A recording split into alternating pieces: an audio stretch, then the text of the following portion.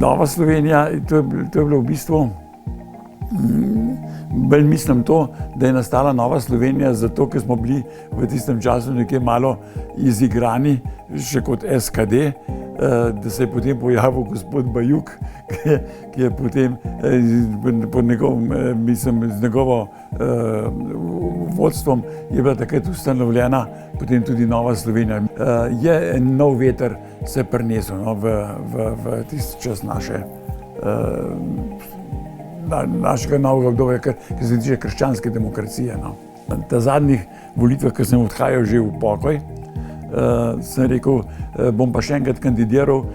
da se še poslovim tudi od politike, kot ne, ko bom šel v pokoj. No in potem pa sem rekel, pa vse kot znan človek,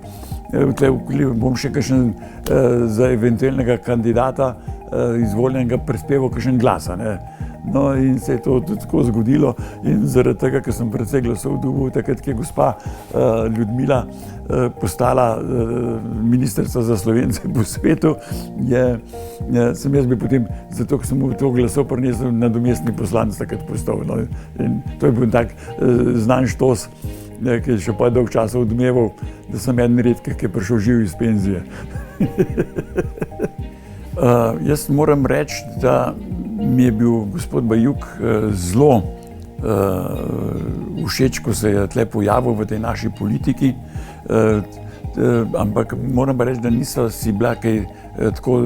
zelo blizu. Več so bila z njegovo tudi pokojno soprogo, gospod Katarino, sva dostikrat kakšno tako rekla, gospod Andrej je pa, ne vem, ali sem jaz imel nekšen respekt do njega ali tako, ampak ni bilo nekih takih bližav, ampak mi je pa zelo kot predsednik zelo ostal v spominu, tudi takrat, ko so ga začeli napadati, ki je postal predsednik vlade, kako mora Argentinc biti, da je on takrat recimo se odrekel argentinskemu državljanstvu, ampak pri tem ni pozabil, kako lepo jih je Argentina sprejela, ko so pravzaprav bili izgnani po vojni iz teh naših krajev, da se tako, se mi zdi, da je bil en imeniten človek, gospod Bajuk. Ljudmila je zelo taka, jaz se poznam tudi že odprej, še tudi iz SKD časov, pa tudi tukaj, ona je doma z Moravč in smo kar dosti sodelovali, se poznali že prej tudi tako, da se mi zdi, da je ena modra gospa, s širokim spektrom znanj in tako, ima tudi lep jezik, zna govoriti, fajn predsednica, moram reči.